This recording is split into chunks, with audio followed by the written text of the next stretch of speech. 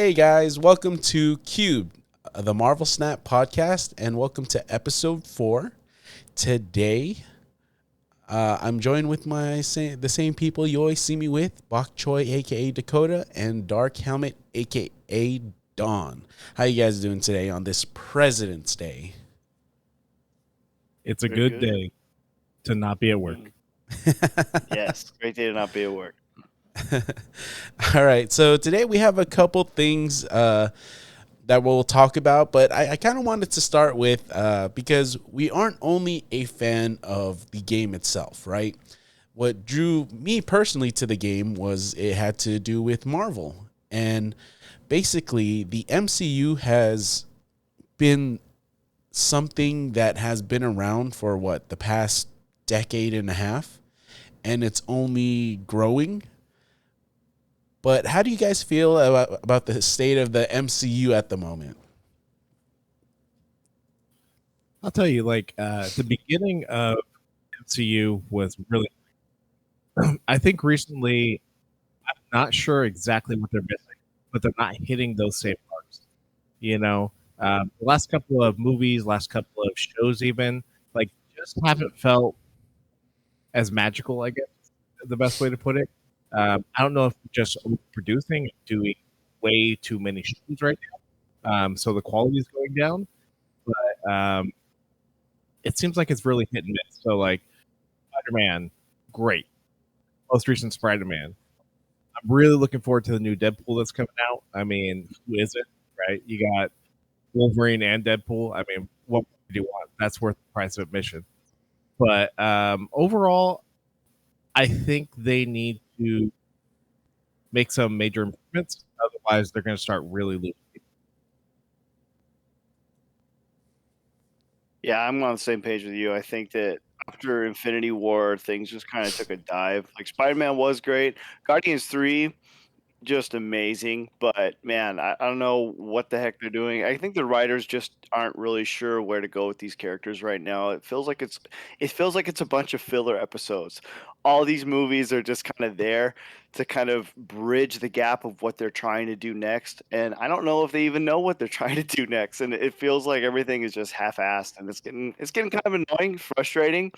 All the shows too. I'm just like, I'm not feeling these, man. Like that they could do so much better. How did we lose momentum from what was just amazing? Like they did such a good job leading into the Infinity Wars. Everything was set up. It all had these plot points. It made sense.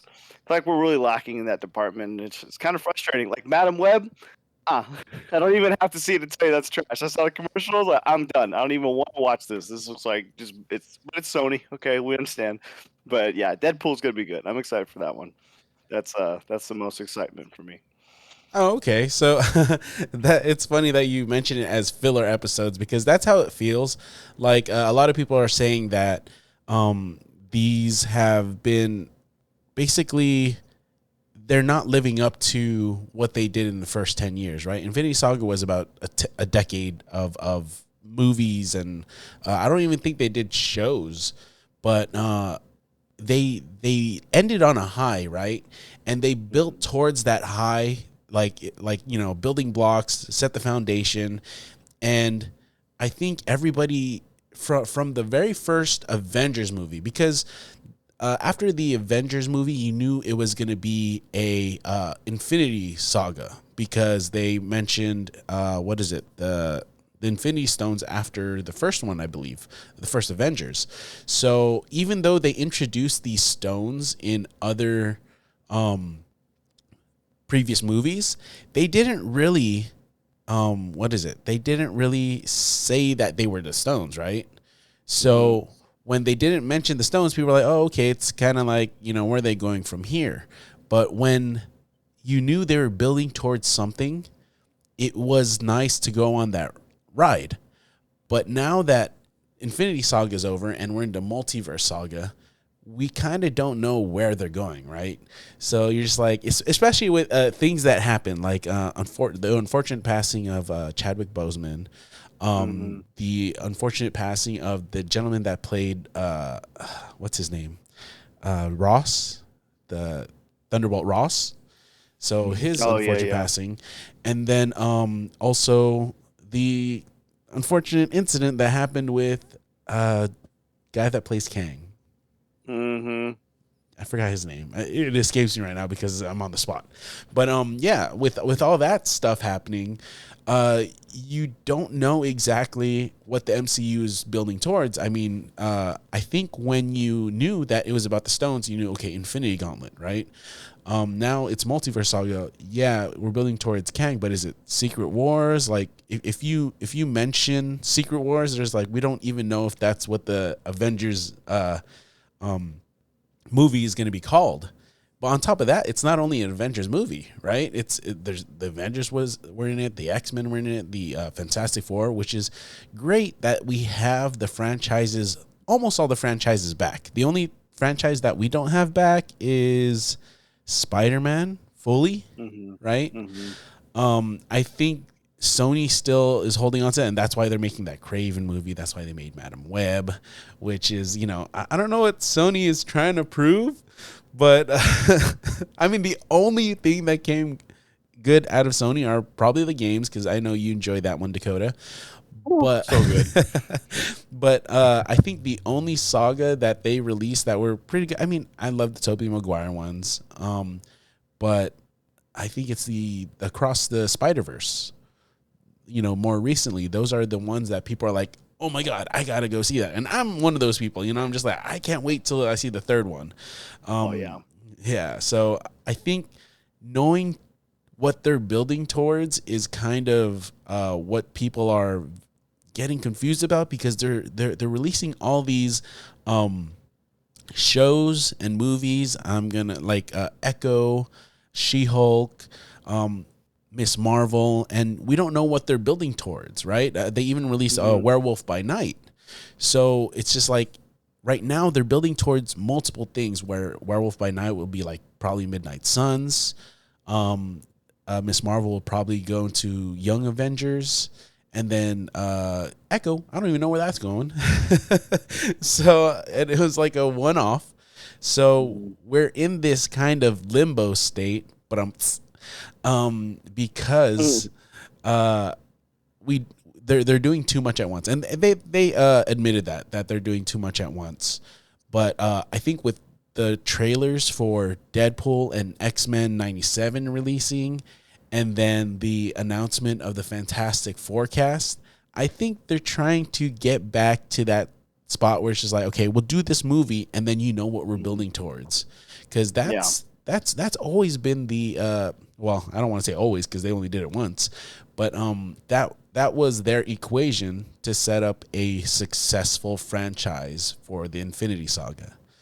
So, any other words that you guys have on that? Yeah, I'd have to agree. Like, oh, go ahead. Typically, like, I think what they're dealing with is a problem. The concept of travel, a multiverse. I mean, anytime a show or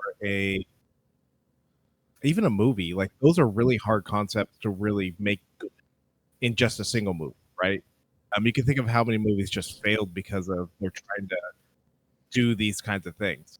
And to do it over a multi-movie like conglomerate, it really makes it a lot more challenging. Hard for people to stay even as close involved. Where the original set of movies were very like, "Hey, it's here, come and like, okay, there's a man, he turns into a giant, green hulking thing, or there's a guy who's good at shooting bows, or hey, this guy used technology." Now it's like, well, somewhere in a new universe that they don't have donuts.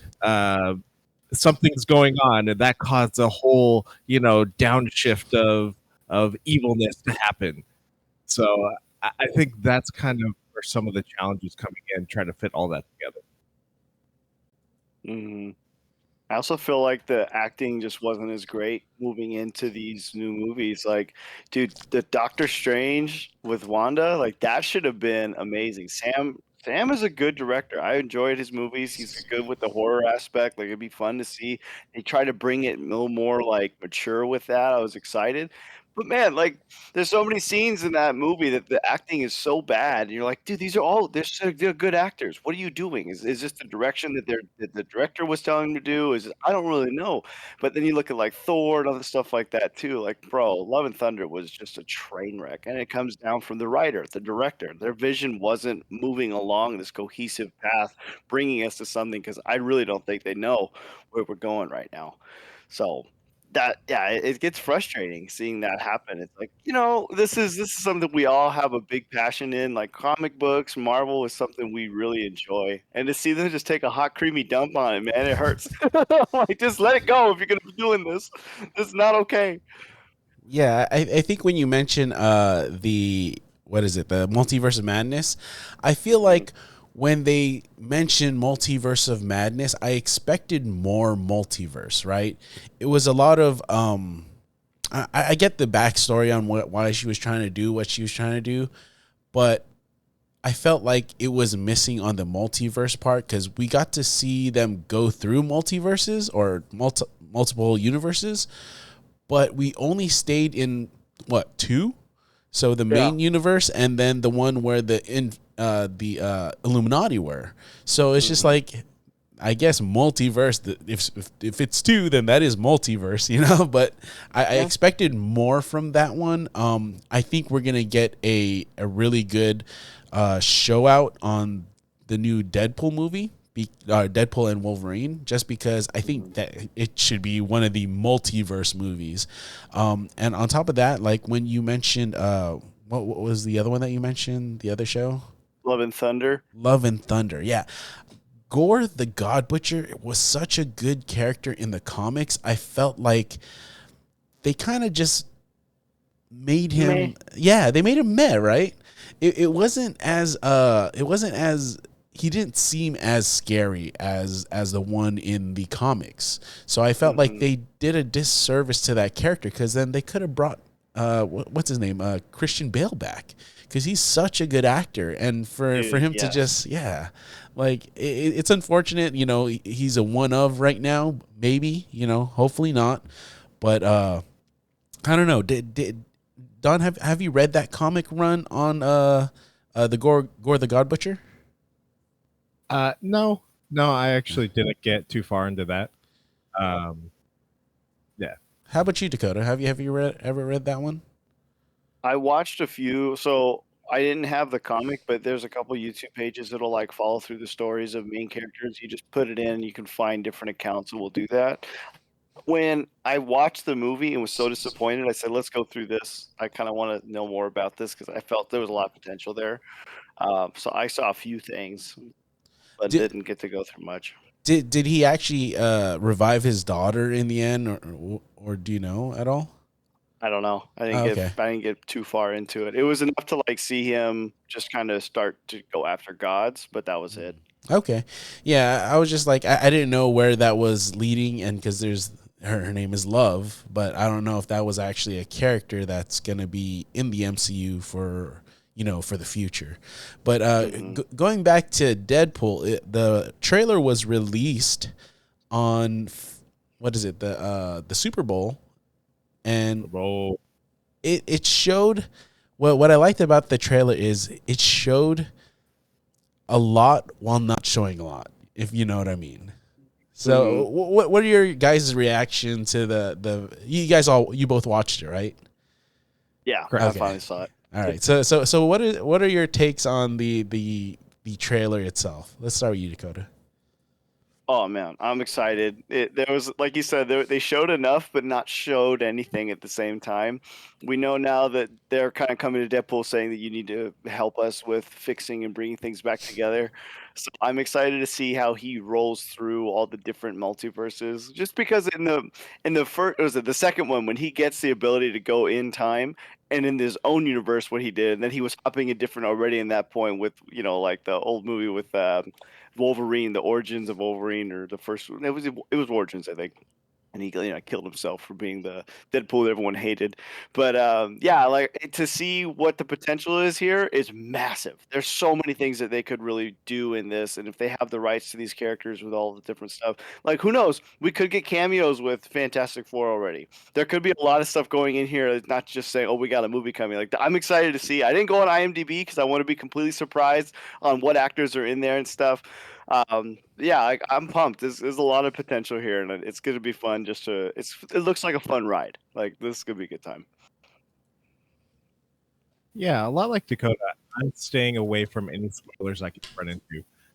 I want to be surprised with every cameo. Like, I'm hoping that we see every one of the Fox uh, X-Men characters just running around and doing stupid stuff. Um, it's going to be interesting that they're doing the whole TVA, Deadpool joining in with the destroying universes. I think you could get some really interesting things by going that route, such as Deadpool killing a bunch of characters. So it'll be interesting to see where we end up. But I am staying away from every spoiler because I want to be as surprised as possible and really just hope that in some ways uh, they just bring everything back. I'm too excited. Sorry. No. I think you're on the same vein as every fan of the Deadpool movies. Not only Deadpool movies, but the MCU itself, because this movie has it's funny because he says that he's like Marvel Jesus, right? Yeah. So he's like the savior, the Messiah, and like it's like, well, that's kind of what we need right now. We need hype for these movies again, because from what people were saying, there wasn't any hype like from the Marvels, from Thor, Love and Thunder, from the other movies that were coming out. There wasn't as much hype for these movies because after Infinity War, the interest kind of just dipped. I mean, you lost your big players, your Robert Downey Jr., Chris Evans, Scarlett Johansson. Man, those are some of the big box office names. Not when they they were pretty big. I mean, Robert Downey Jr. had a really good career right after the first Iron Man. His continuation career. I mean, he had a career before that, before all the his personal stuff happened.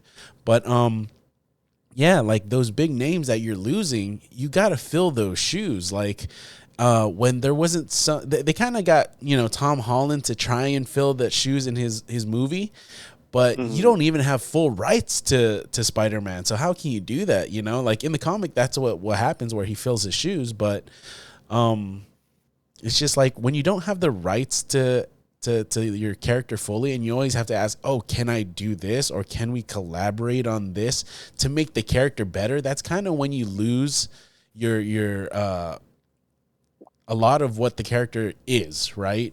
Yeah. So it's unfortunate that they don't have the full rights, but yeah, where they made a mistake is they didn't fill the shoes right away. If they filled the shoes with, say, Mr. Fantastic, that would have been great, because you filled that void that people were looking for. And because Robert Downey Jr., you could go through all the threads that people do about the Infinity or the whole Infinity Saga, like how many minutes each character gets. They go in depth to that, right? Robert Downey Jr. got like, out of the 3-hour movie, he probably got like an hour of screen time or something like that. I'm guesstimating, but he got the most screen time because he's that polarizing, right? His character is that polarizing, where you want to see Tony Stark, you want to see Captain America, especially the feud between them where they were trying to patch it up. Now, when you lose those polarizing characters, you're just like, okay, well, we have a void to fill, and then they kind of overshot it by like, oh, maybe we could just split it up between everybody. And you're just like, well, there's way too many characters, So it's kind of tough for them to do that. And with this new Deadpool movie, which, Ryan Reynolds and Hugh Jackman, they are very good characters or actors, and they play those characters very well. I mean, you could see Wolverine was what is it, in the first X-Men, he was basically the movie was about him in general, him and Rogue, and then off of that, he ended up getting like what, 3 additional movies or something like that. Yep. Yeah, so pretty much. yeah, and solo movies, in fact. So that's what's crazy. Like they centered the X-Men universe around Logan, which was pretty crazy to know. But now that Ryan Reynolds is here, and he brings in Hugh Jackman, I think that they can make this statement that the MCU is not dead, and hopefully get us back on the right track. So It's either going to be that or we're all becoming Star Wars fans. Because this is exactly what happened to Star Wars. And we are all going to suffer. I'll double suffer being a Star Wars and Marvel fan. Now speaking of Wolverine, they also released a trailer for the X-Men 97. So I know, Don, you spoke of, growing up with that, animated series, but not only that, just to preface it, it ended in 96. I think there were only 5 seasons because Dakota and I are actually watching it on Disney Plus right now. Did you finish the series, Dakota? No, I Okay. think I'm on the 3rd season right Okay. now. Yeah. So we're watching it right now just to get caught up because they're gonna continue it from when they ended it. So tell us a little about your experience on that, Don, when coming into that series and watching that series for the first time and leading up to now. Oh man, that was by far like one of my biggest influences in Marvel. Just the first episode with the Sentinels and Morph getting destroyed or dying in episode 2, and coming back, and just the beauty of Spoilers. this was back. It ended in 96. Come on, there's a 28 year gap here. I think it's safe to say he comes back. But just the little things, like it was definitely a show made for kids, but it had so much depth and so much character development, and the fact that you got so many different things that, like, honestly, half the time when I see a card in Marvel Snap, I'm just like, oh, I remember the episode where that person showed up, or like, for instance, everyone's most needed card, right? Leech, right?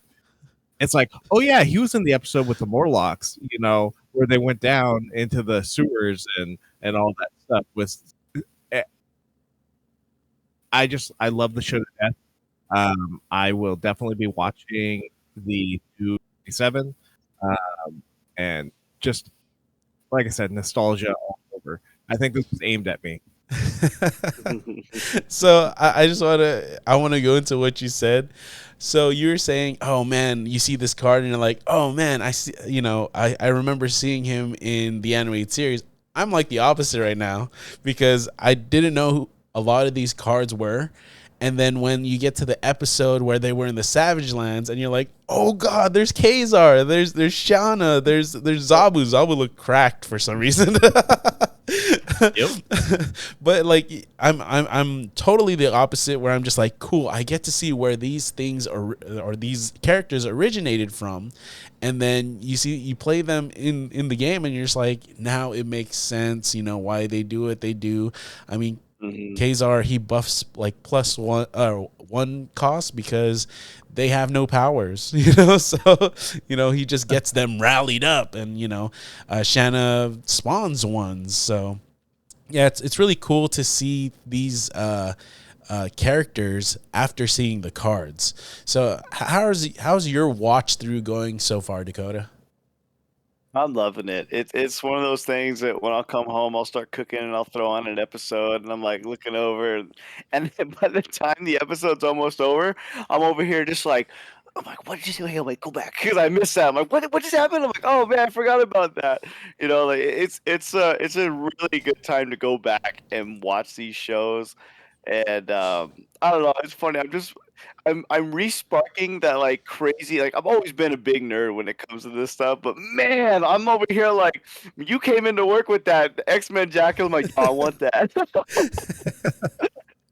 Oh man, yeah. So yeah, this series it supposedly it actually kind of followed the comics as well, where like when the comics were released, they kind of animated it fairly quickly. So you'll see like a lot of runs, like the Days of Future Past, they'll split into 1 to 3 episodes, and then you'll see like the Phoenix Saga. I'm in the Phoenix Saga right now, but I think there's like 2 or 3 episodes on that as well. So they'll go through these stories pretty fast, but it's really cool that at the time, I'm pretty sure like when the comics are coming out, you're like, oh, dude, it's animated too. I mean, that's how I feel like with manga nowadays, where it's just like, you read something but then like a year later, it's going to be animated. But, reading it on a page and seeing it come to life is such a different thing, right? It's like you're reliving it again, but in a different way. Because your head is making these stories play out in your mind, but when they put it on the screen, it's just like, oh, okay, I didn't see it going that way, but hey, it's way better than what I saw, in my head. So, and a lot of people are saying that because they're coming out with this X-Men 97 continuation, that spoilers, but have you guys watched the Marvels? No. Not yet. Okay, so it is on Disney Plus right now. Have you guys heard of the end credit? Nah. I don't think so. It's on my list of things, but I gotta do some self-loathing before I start watching more. I feel that. Now, you guys okay with spoilers? Yeah, I'm cool with it. Okay. So at the end, basically, the Spectrum character falls into another universe, right? And in the end, she thinks she sees her mom, which it is the same character as the mom, but then she, I guess, it was binary, and that's it. That character was if her mom got the powers instead of Carol Danvers, and so she's in this universe where binary never had a kid. And then you see Hank McCoy as Beast walk in, which is played by the guy that plays Frasier. I'm sorry, I don't know the name. Yeah, buddy. Do you guys know his name? Yeah, I know. I don't know his name, but I know exactly. I get you. Yeah, I know okay. I'm on the same page. Okay, so he comes in because he played Beast in the old X-Men movies, right? But he comes in with a lab coat like he wore in the animated series. So what they're saying is that universe might be the one that the animated series actually takes place in. So, which will lead to hopefully, it would be cool to see an Avengers versus X-Men, right? But on the other hand, I'm just like, how can you get an Avengers versus X-Men when you don't have an Iron Man? Where you don't have an Avengers. Yeah, I mean, you have Captain America, but it's Sam Wilson's Captain America. It's not Steve Rogers. So it's like, how do you have kind of like that when the leader of the Avengers is supposed to be Captain America, right? It's Steve Rogers, and you pit him against Cyclops. So it's just like, oh man, not being able to see that would probably be so detrimental for myself, just knowing what could have been, right? If we had the rights to all the characters in the beginning, this storytelling would have been really great. And anything to add on that? Not really. Thinking about it, I was like, what could be is great. Yeah. But I'm becoming cynical and be like, they're gonna mess it up anyway. So oh no. Well, hopefully Deadpool will save us. But the last MCU thing I wanted to touch up on was they finally announced the Fantastic Four cast. And this was a long time coming because, like I said, they needed to fill that void of that smart guy, right, which was Robert Downey Jr.'s Tony Stark. Because, I mean, if you think about it, they don't really have the smart, the guy that, you know, is the tech savvy person. I mean, even Bruce Banner couldn't do what Tony Stark could do, right? Because their fields are different. You could probably talk Shuri, but she's not as. I'm not saying she's not a good actress. I just think Shuri wasn't the character that we kind of expected in the last Black Panther. But, you know, they had to move on. And now they have this multiverse if they want to ever course correct. And then, so now that we have Reed Richards, I think we could have that, you know, that brain that we need with Johnny Storm being that quirkiness that we need that, you know, of course Reed doesn't have, but Johnny can make up for Tony Stark's lack of quirkiness. So the first thing is Pedro Pascal as Reed Richards, Vanessa Kirby as Sue Storm. The gentleman's name, I'm just going to look it up real quick. I had it right here. Sorry. So he's going to play Johnny Storm. This gentleman is actually from, what is that? The kids show, the Stranger Things. So his name is Joseph Quinn. And then the guy that will be playing Ben Grimm, the Thing, is Ebon Moss-Bachrach. And he's from Andor. He's from the old Punisher series. And then I think he's also he plays cousin in The Bear. So do you guys know these these actors at all? Yeah, I'm fairly familiar with a number of them. I'm excited about Pedro Pascal, even though he's in everything now. You know, basically he's become the new, you know, I don't know. Robert Downey Jr. to say the least, right? Because Robert Downey Jr. was like in he was in the Detective Sherlock Holmes.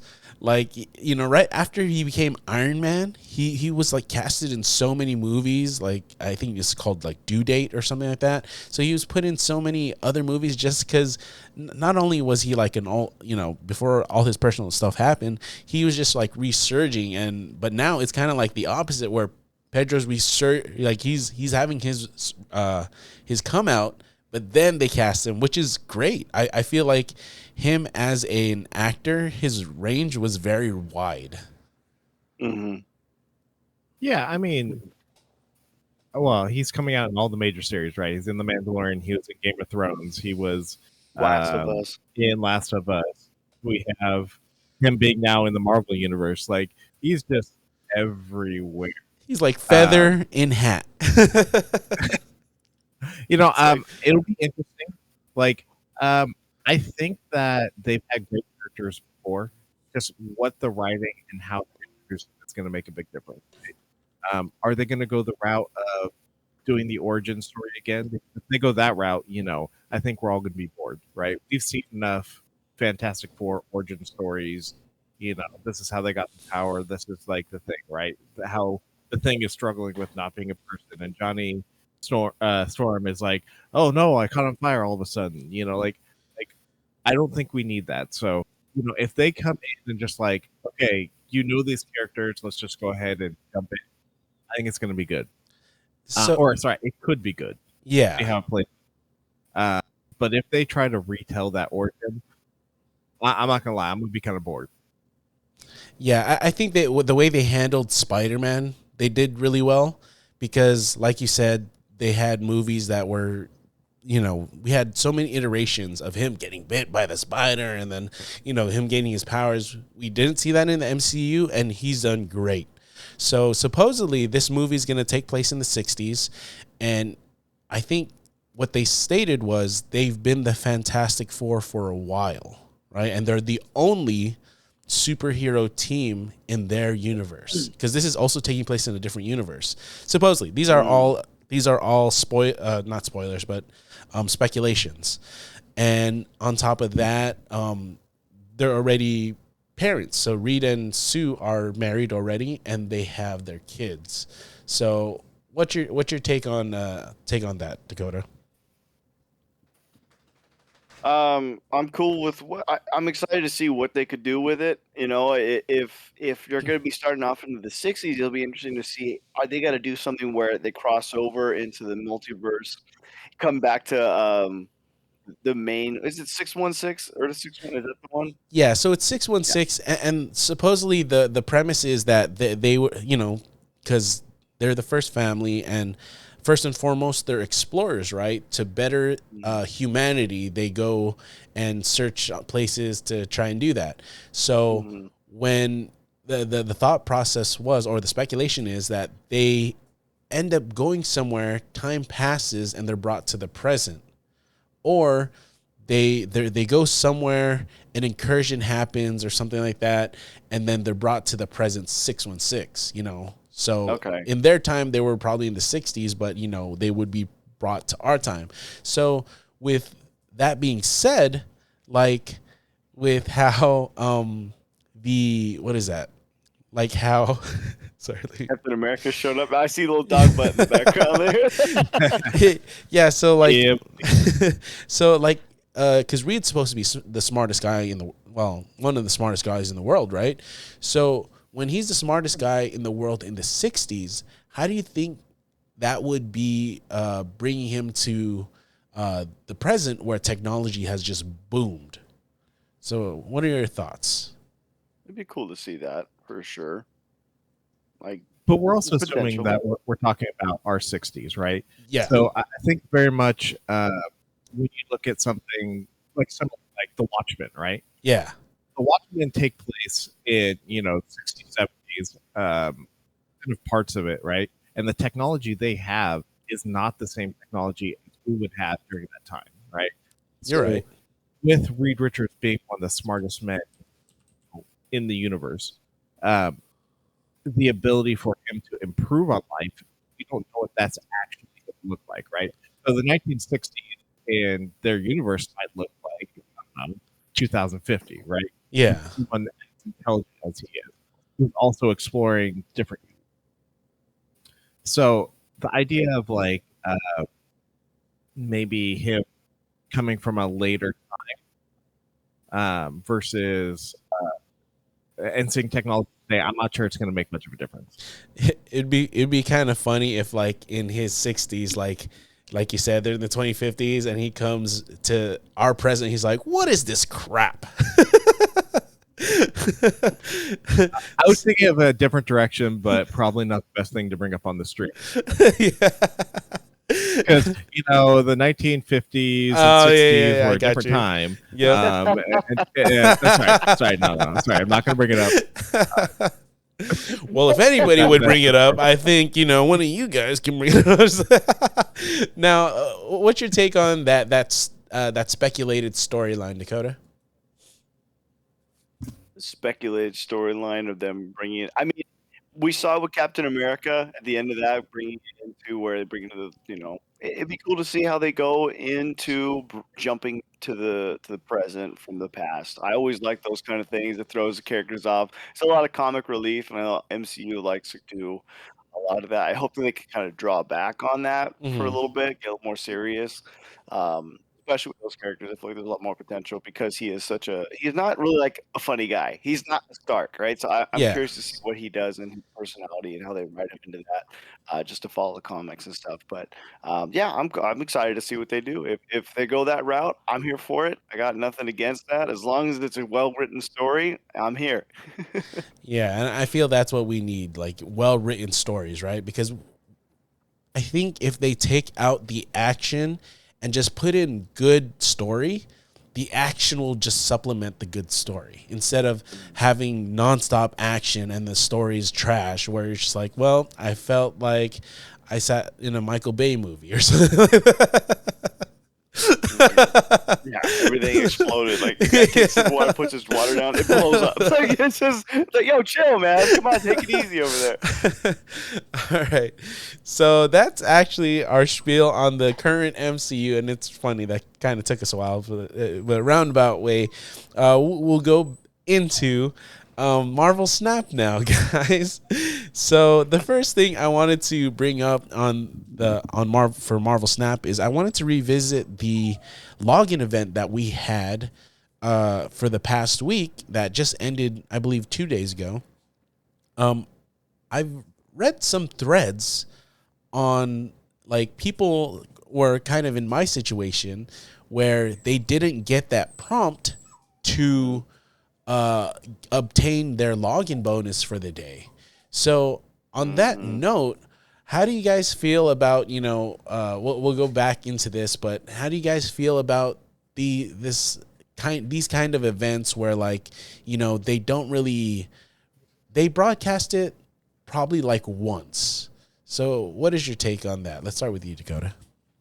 They need to do a better job of kind of just bringing people up to date with what's going to happen. I think that like they do their notes like, hey guys, this is our plan, our roadmap and stuff. If they're going to do an event like this, they should probably add that into their notifications. Say, hey, make sure you're checking it daily.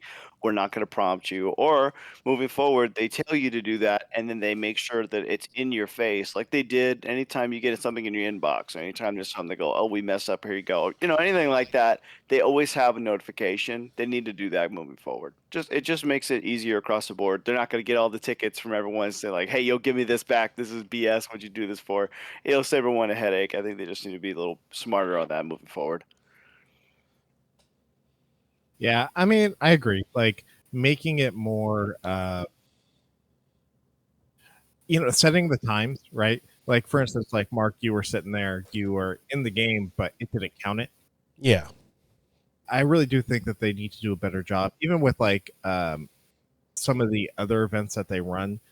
Make it an in-app event. Don't make you have to go out of the app to like get credits or get things for these events. If it makes you feel any better, though, I did completely get all 7, and I got a like chibi variant for it. Well, So that's the thing. It was a crap variant. I got this blade. This is what I got. Okay, so you got the Avengers my phone right now. Yeah, Avengers variant. Okay, so I wasn't too upset about it just because a variant's a variant. They're giving it away for free. The only thing I just wished is that they made the I don't know, the interface better, right? Because you notice that after the first day, I noticed that after 11, if I was playing the game, right after the game, it prompted you, hey, collect your thing, right? So they did actually update it in a sense where like they said, hey, collect your login bonus. But I'm just like, oh, well, you missed the first day for me to do that. So, I mean, I missed out on it, but it's nice to know that it's on the radar now. Because I'm not the only one that had that problem. So it's on the radar to make it more known, like, hey, don't forget you are, hey, you took the time to log into our game. And I did more than just log in. So, so they're just like, hey, we're rewarding you for logging into our game, which, they want people to log into the game, right? So they give the benefits of it. So I think, you get what you guys said were right. They should make those changes. And it looks like they've been making more changes there. But it's just hopefully they do more events like this and people don't miss out on it. Because, like I said, I was reading on threads that people sent in tickets and they're just like, they're actually going into their login history and they're just like, no, you didn't log in there, or I don't know. So I was just like, that's such a hassle for them to do. Why not just make sure you cover your bases already and just be like, hey, if you're logged in anytime 11 to 10:59 the next day, it will prompt you to like, hey, collect this or else. Because if they do that, then they save their asses so much. Agreed. Yeah. So now on that note, Dakota had another thing that was bugging him about this game. Go ahead and go into it, Dakota.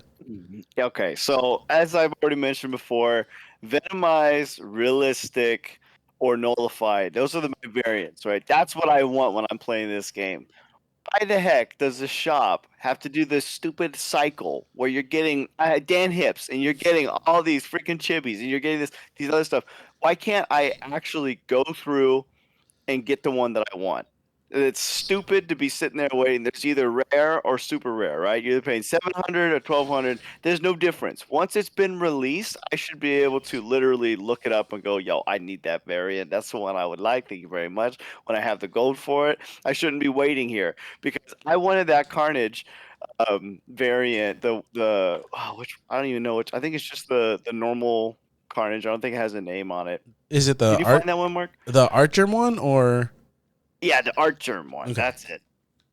I wanted that thing for almost a whole year. It was like 9 months of me going like, I just want that variant, and I finally got it. I'm like, why did I have to wait for this? I knew what I wanted. I would pay. Just give me the damn thing. So for me, I think it just makes sense for you to be able to go in and actually look it up, search it, whatever, or scroll through the shop and see what you want. Because now, if I wanted to be a whale, okay, and I'm not planning to do this. I don't really want this for just the emotes, although y'all know I love the emotes. I'm saying, why do I have to wait if I'm going? I want all those destroyer emotes, those pixels or whatever. Like I should be able to go done. Like that's it. I shouldn't be going like, well, maybe in a year from now, hopefully I'll get the one. That's BS. That's just bad design. Fix it. It does make you come back every day. Yeah, I know, but so, I think there's a middle ground. Like, I think you having access to all of the variants will probably make them less wanted, right? So being able to just, hey, I want this one, let's do that. Now, I do think that they should implement some kind of like algorithm that's like, oh, look, he tends to buy all of these venomized, right? So maybe they pop up more often, right? Like if you're going after certain ones, you see that they're constantly buying the venomized and the gnolls, and that maybe those come up more often. I don't think it'd be too hard to implement something like an algorithm. Be like, hey, bring them a little bit further. It's still some RNG. It's still some like, hey, I have something to look forward to, right? Okay, 11 o'clock. Let me check in and check my variants because as soon as it hits 11, we all do that, right? And they see that, and that they love that. Mm-hmm. But making it more likely to get the ones that you're going after.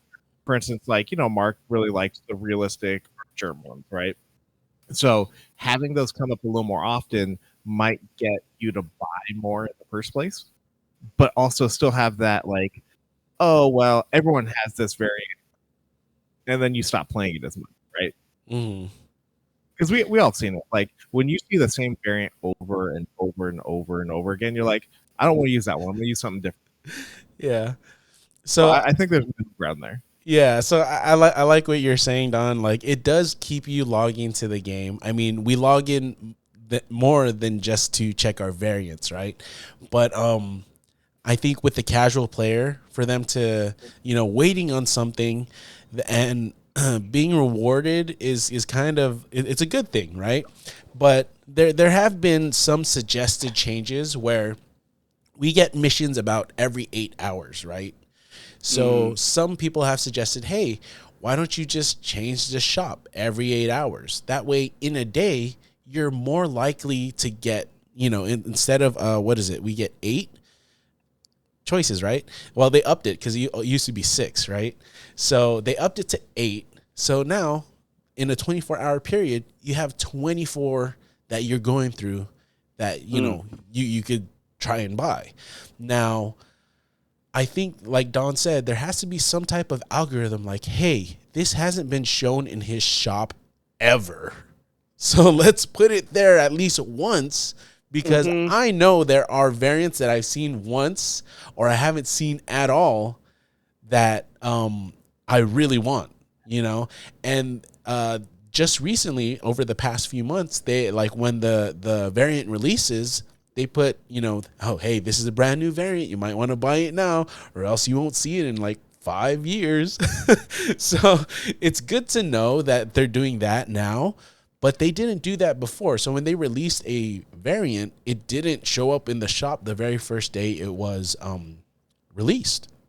Basically, it just got thrown into the pool where, maybe you'll see it. It's especially, those super rare ones, because I kid you not, I will see out of the 8, I'll probably see like 7 rare ones and then 1 super rare one. And, a lot of us are waiting for that super rare one. So like, how super rare is it? Like, and then on top of that, you'll have these mini Dan Hip days, these mini pixel days. Like, I'm okay with that. I'm okay with that happening every once in a while, but like, it's gotten way too often for my taste, right? It's unfortunate because I'm not saying the Dan Hip ones are trash. They're good for some collectors, not me. So, like they should. They shouldn't. There should, like Don said, there should be an algorithm. They're like, oh, he tends to buy this more because I have gold just sitting because I'm waiting on those variants. And I'm pretty sure they want us to spend gold, so we have to buy more gold, right? So the thing where they're letting us sit on it, it's not really benefiting them. So it's just like, hey, we want you to spend that gold. So I don't know if it takes for them to at least guarantee 3 out of the 5 are super rare, right? Oh, 3 out of the 8. So you have 5 rare ones, maximum, because there's also a possibility for you to get more super rares, right? At least let there be 3 minimum super rares. That way you're just like, oh, okay, I have a better chance to get something that I want.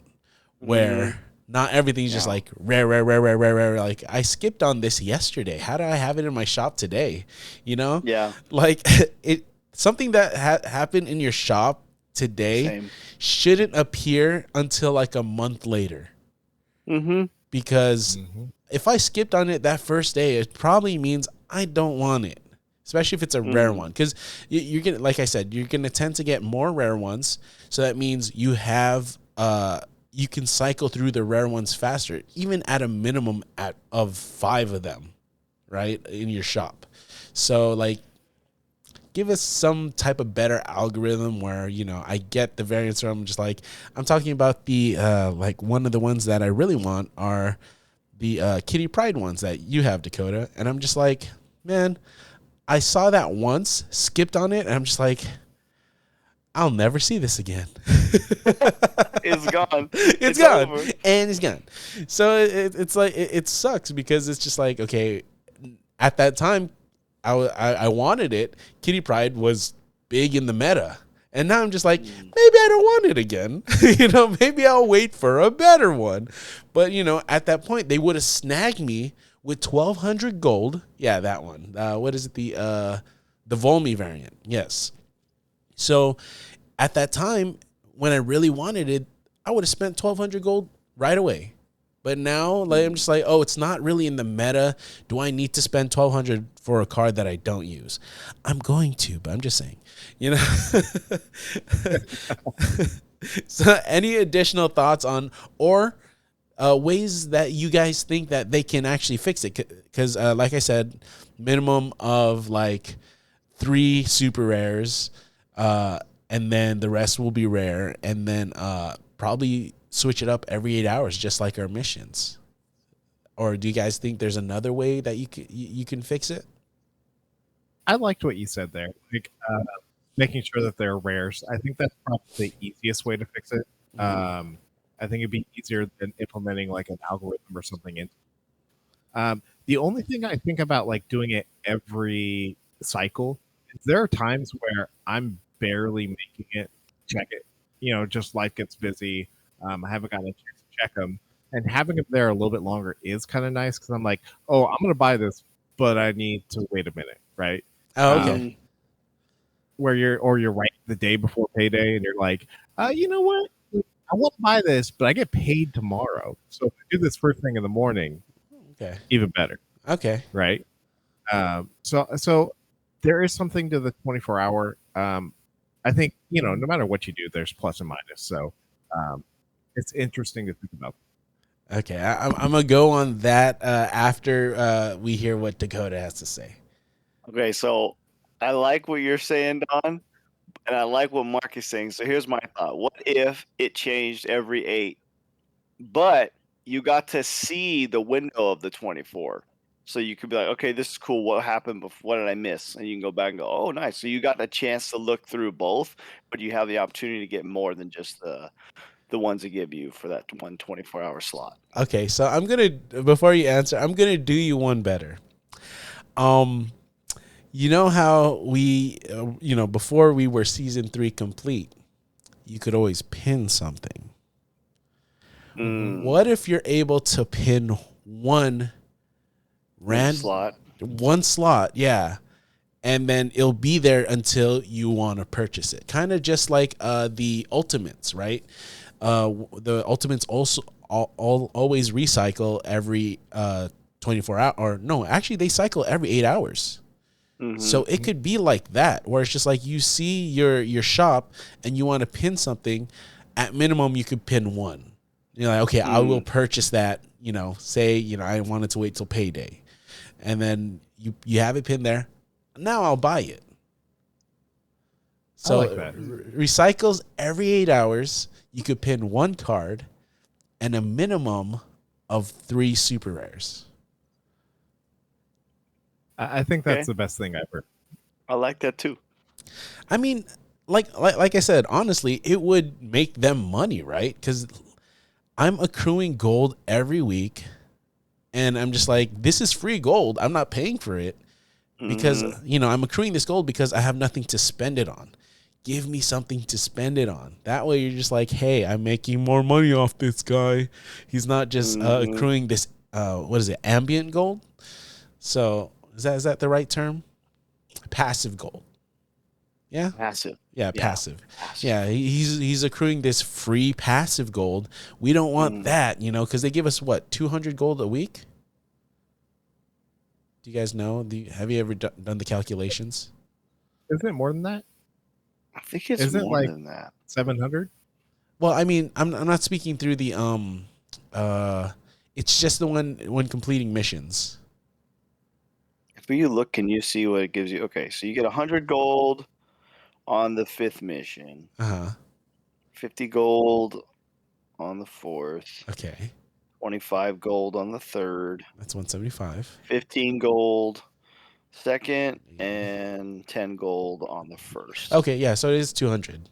So they're giving you 200 free gold. That's not including the weekend missions, which you get, I think, like 200 gold with that, and the season pass. Which once you're done with the season pass, you're not really getting gold unless you keep going, and then you have a chance of getting gold in those caches, right?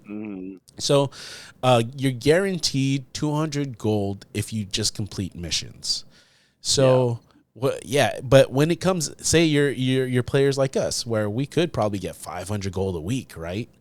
Because of just playing the game. So if that's in 3 weeks, you're getting a super rare variant. So it's just like, hey, you kind of want me to spend that before 3 weeks. You want me to supplement it with my money to get a 1,200 gold variant. So, 700 is like, what, $10? So it's just like, hey, give me more stuff that you get more money, especially with a new verse. Sorry, this was going to be something. I'll talk about it later. I'll save it for later. So new verse, pin that.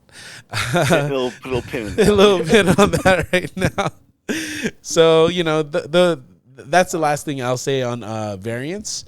I just think they could do better, and I think you really sparked that subject very well, Dakota. So you guys have anything else you want to add on this? Nope, I feel like we covered it pretty well. That was good. Okay. All right. So the next thing I want to go into is we'll go into last week's card, which was Cull Obsidian. How have you guys done with this card? It hurt me.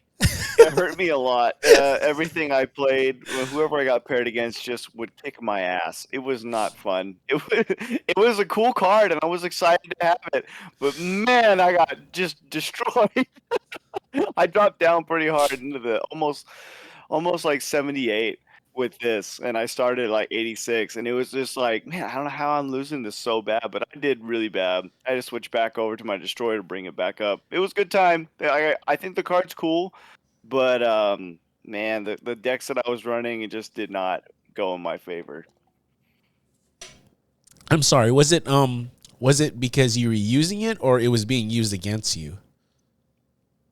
It was that I was using it. The one that I was running was kind of the big 4 drops with, like, armor and zero and different stuff like that. And then I switched over to my Thanos because I was like, oh, the Thanos is good. But it was taking out Wave, which was a huge deficit in bringing out your bigger cards, and it was a whole different style of Thanos than just the ramp that we're used to. So for me, it was okay. It's a cool card. It has good stats. It's the easiest one to get out. It's a 410 with not that many negative sides. But the decks that I was running it in, I don't know if it was just the game was pairing me with people that had good counters to it or what, but I just kept getting rocked, man. So, what would out of 10? What would you say is this card? For me, that's a 1, bro. Oh, that's crazy because got handled with it. if it's Besides a 1, that, it's cool. Like, but this season right now, that's a low 1. I got destroyed, dog. hey, if it's a 1, you could play it on you. Yeah, this is a 1. You can use the deck of thing. It's beautiful. Oh my gosh. All right, how about you, Don? It's weird because like I actually had a good time with this. I gained about 4 levels in the 90s. The deck I talked about last week. Mm. So being able to put out multiple scars with Moon Girl and just playing kind of those 4 drops, I had a good time. Now I have gone away from the deck just because there are a lot of weird decks out there right now in the 90s, and it was not playing up to the best of its ability. But I did go up 4 levels with it. I enjoyed it. It was kind of it's not a meta breaking card. Yeah. It's very much into the mold of a lot of different cards that you have. Like, I don't know, Typhoid Mary. We have 410 power cards. So it was good. Not great, in my opinion. If I were to go back, I'd probably stick with 5-6 still on my personal rating. It's not a crazy card, but it definitely gives you some cheap power out there. Yeah, just to follow up on what you're saying, I think I agreed with you. It was like a 5-6. I will say he's solidly an 8 in Thanos. In probably any other deck, probably like a 6. But I think I played him strictly in Thanos because I think he works best in that deck with all those 1s. But, other people have made him work in other decks. I just feel like consistency is putting him in a Thanos deck, you're going to have 1s. Except when you don't draw any of your stones. Yeah. That's like the worst thing in a Thanos deck, right? When your opening hand has no stones in it. You're just like, I have 6 stones in this. A third of my deck is stones, and I don't draw 1. So I think like consistently he's good in Thanos, and that's all I've been using him in. I haven't really play tested him in anything different at the moment because I've just been running Conquest at the moment, trying to build up my points because I want to get more. What is that? Boosters. Well, boosters without having to pay or without having to play that deck, right? So I know it gives you random boosters, but then at least it's just like, hey, 1 split done. 1 split done. You get 1 split on that card by using like 1,000 Conquest points. Now, also another thing is, you get your Infinity tickets. So right now I've accrued only 3, but that's kind of early for me, right? I tend to do things last minute, and I'm just like, okay, I got to get Conquest done. But it's because I've kind of stepped off the ladder. I set myself to just be ranked like top 3,500, and then just be like, I'm content. I won't go anymore because I dropped out of 5,000 like so many times. I started like at 100 something, right? Just like the triple digits. Now I'm like, whatever. You don't get anything from playing at that top at the moment. Now, if there was something to gain, I'd probably be like, okay, I gotta get top 5,000 consistently. But as My of light now, just yeah, died. I saw that. It's about Yeah. pride. You're good. Yeah, right. So the only reason why people play on the ladder to continue to to progress is because it brings in more views, right? People want to see the better players. But right now, I'm not consistently streaming. We're trying to make this consistent, but for streaming by myself, I haven't really streamed consistently. So I'm not trying to bring in viewers to my solo streams. But I think that's the major thing that people want to do to bring in viewers, right? Or to play against better people. Because in Conquest, I think Jeff Hooglin said if you win 80% of your matches on Conquest, you're only getting one infinity ticket every like 5 games or something like that. Or every 5 full ticket games. So that's insane to think about. That you could only get one infinity ticket from like 5 infinity tickets. Mm-hmm. So that's unfortunate to say because you do get matched up against really random people at times. They might be really good. They might be pretty bad. And then on top of that, some will like snap first turn, just be like, let's just get it over with. Right. Mm-hmm. So I think going back to the previous thought, Call Obsidian, really good. I think he will do really good in the future. He's future proof. Now will he get replaced? That's to be seen. A lot of people don't run him in Thanos. Do you guys, I know Don, you created a deck that didn't have Thanos in it. Compared to running him in a Thanos deck and that deck, do you see him excelling more in either or? I didn't really put together a Thanos deck. The main reason was I'm still fighting on the ladder. Oh, okay. So I don't want to experiment too much on the ladder. I've done a couple of Conquest games, but it wasn't something I really wanted to dig hard into. So I've been just focusing on the ladder and grinding it up there. Okay. Now, I know that you don't want to experiment too much on the ladder, but the new the new card coming out. So I'll just read this right now. So the next spotlight will be Corvus Glaive, X-23, and Gladiator. So how do you guys feel before we go into Corvus Glaive? How do you feel about pulling on this week, like using your keys for either Corvus Glaive, X-23, Gladiator? I mean, I think we all have all these cards, right? Mm-hmm. So in a perspective from a new player that doesn't have any of these cards, do you think it's a good week for them to pull? Oh yeah, X-23 is a solid. Oh, sorry. No, you're good. X-23 is a solid card if you want to run Destroy. It's become a key component in being able to really get the turn on turn 6. If you're able to put out your Deadpool and Null, or you want to do another ability to maybe do Arnhem down on something. Yeah, I think that's a huge card to have. Gladiator is hit and miss. If you're running a Surfer deck and you want to have a little disrupt, that card's solid. And then the new one, of course, discard is going to be great. But for me, I'm thinking I'm probably just going to use tickets or tokens on it because I don't want anything these cards have besides Glaive. So yeah. So for those of you that aren't watching and just listening, so the X-23 is going to be the Peach Momoko variant, and the Gladiator is going to be an Ink Pulp one, and then you have the regular Corvus, and then the MarcLee Corvus if you buy with tokens. So, what are your thoughts on this week, Don? If you don't have X-23, then you should pull. I think having sorry, can you hear me? Yes. Okay. I think if you don't have X-23, you should absolutely pull, because this is a almost must-have if you're playing a destroy deck, which I know is one of those decks that you could play with, at a small card collection level that works really well.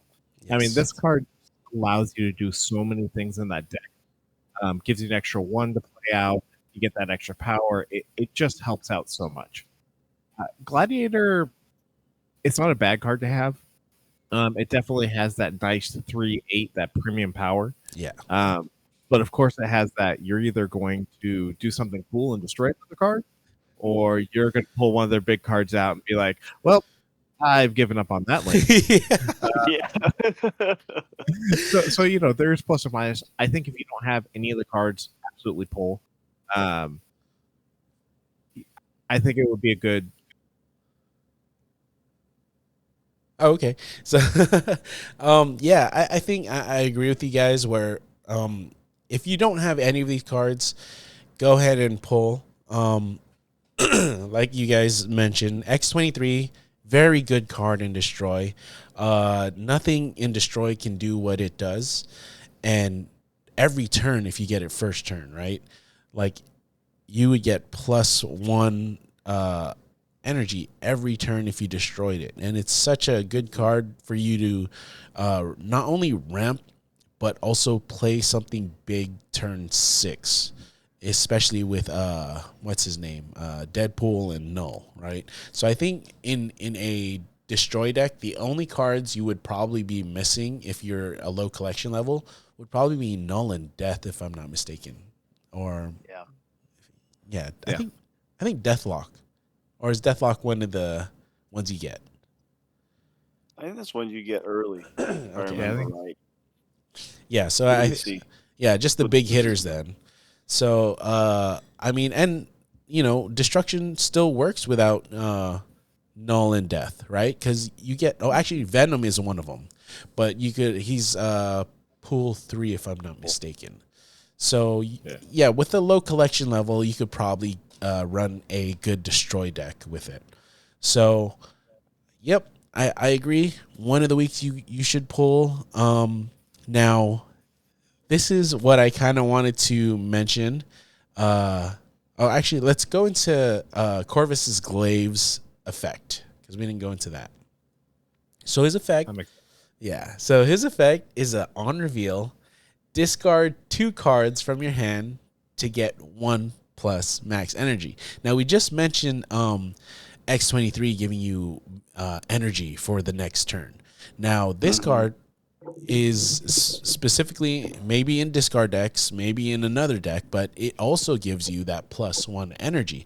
Now, if you add X-23 in a discard deck, say this discards an X-23, you'll get +2 energy, which is kind of insane to think about. So I know you've been excited for this card probably since the start of the month, Don. Go ahead and start us off on this. Man, this is a card I'm looking forward to this whole, and I know it's going to be like a hit and miss kind of card. But I think it gives you a lot of different things you can do. I think for a consistent Hella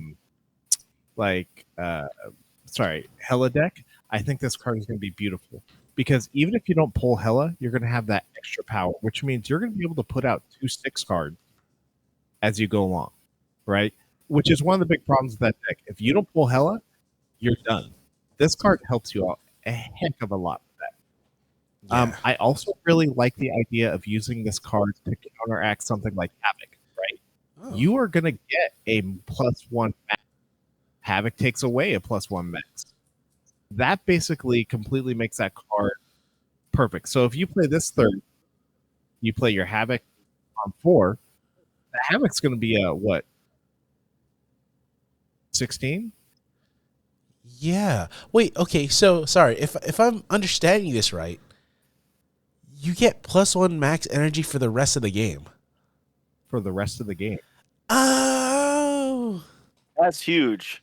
I thought it was for the next turn. No. Yeah. It says for the rest of the game. Oh, this Guess card's what? gonna be good. We have a ramp discard now. Yeah. That's freaking huge. I'm sorry. Like I okay, so let me read this again. I'm gonna read it with a different inflection. All right, so it's on reveal. Discard 2 cards from your hand to get +1 max energy. Max energy. Okay. On top of that, it's a 3 cost and 5 power, which isn't bad at all.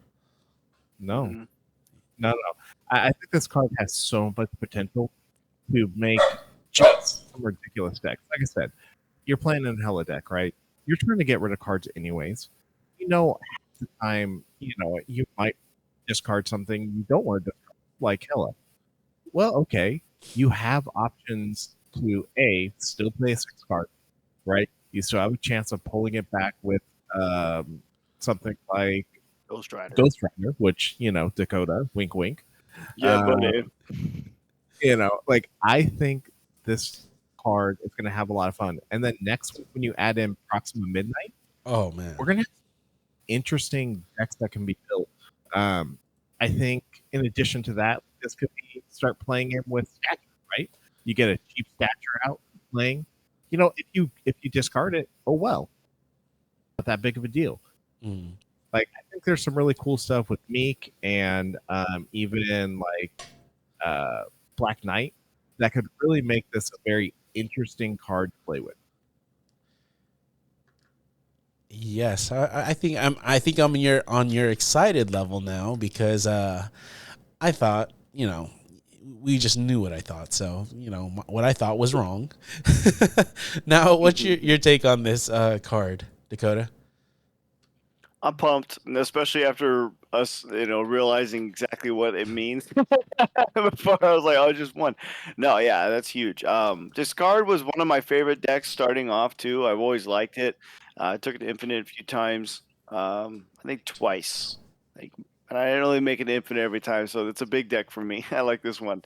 Yeah, it's cool. You could go the way of Hela, which would be awesome, especially with Black Knight out there too. Your ability to bring in some more Ebony Blades is going to be awesome. Being able to pull things back with Ghost Rider, you're going to have some abilities there. It's going to be pretty dope.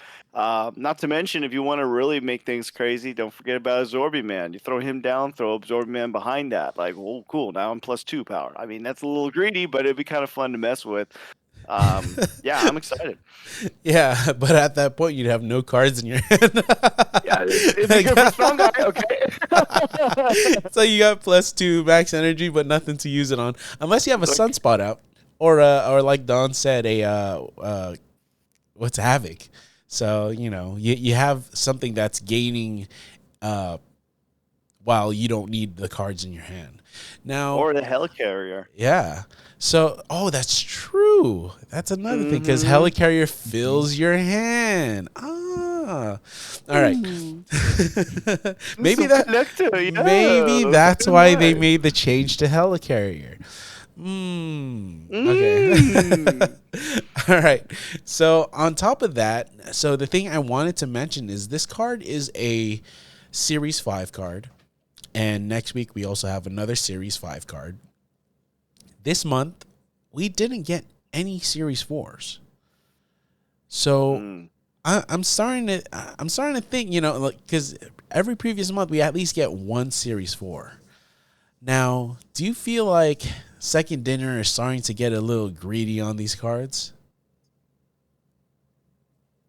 Yeah. To me, if the sense of sorry, go Dakota.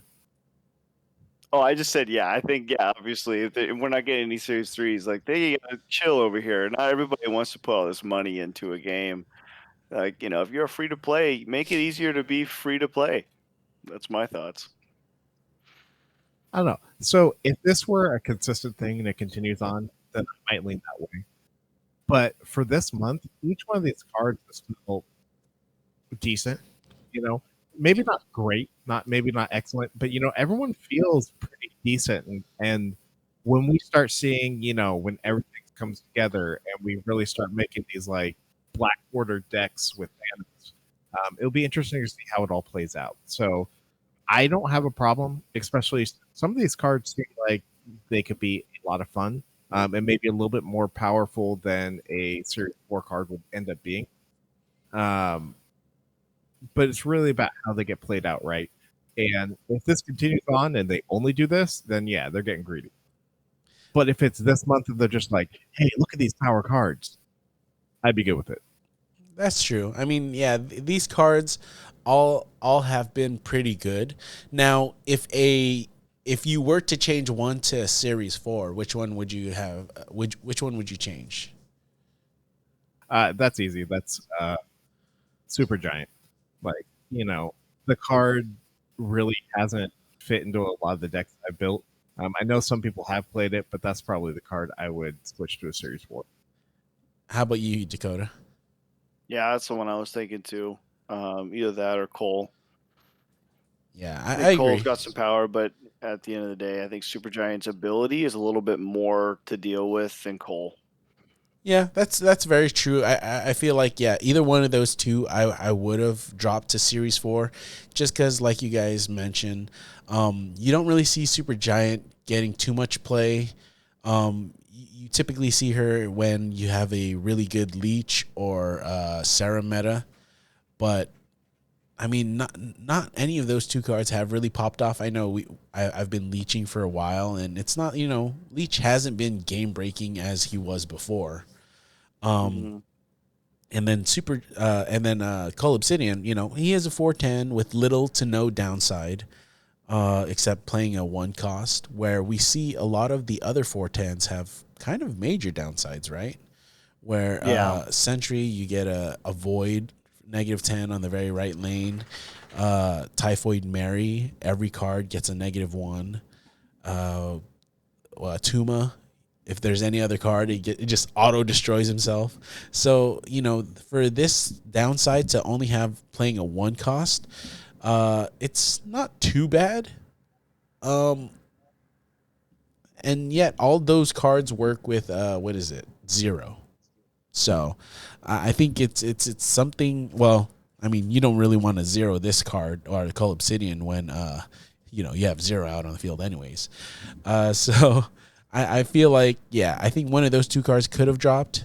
I was just like kind of thinking, if it is this month, yeah, I agree with you, Don. It'll be okay. But if it continues being like this, I'm just like, maybe SC's getting greedy because the new verse separation, so if for those of you that don't know, new verse is gonna separate, or they're gonna stop their gaming section, and basically they're just gonna continue doing, I don't even know what they do. I just know them attached to Marvel Snap. So yeah, they're gonna continue what they do, just without their gaming division. So yeah, but Marvel's or Second Dinner has noted that people shouldn't worry, because even when they leave, Newverse leaves Second Dinner, that they will continue to operate as normal. Now, even though that was said, do you feel like, anything monetarily would change? I mean, it's really hard to say, right? Anytime a separates out from themselves, there's that adjustment happen. So I'm hopeful that they keep their word, but we will see. Okay. Yeah, I'm on the same page. Okay. So with that being said, you guys have anything else that you guys want to add to the discussion about the upcoming stuff? No, I think overall we covered a lot of the good stuff. Yeah. All right. Well, that concludes this week's episode of Cubed. We hope to see you guys next week.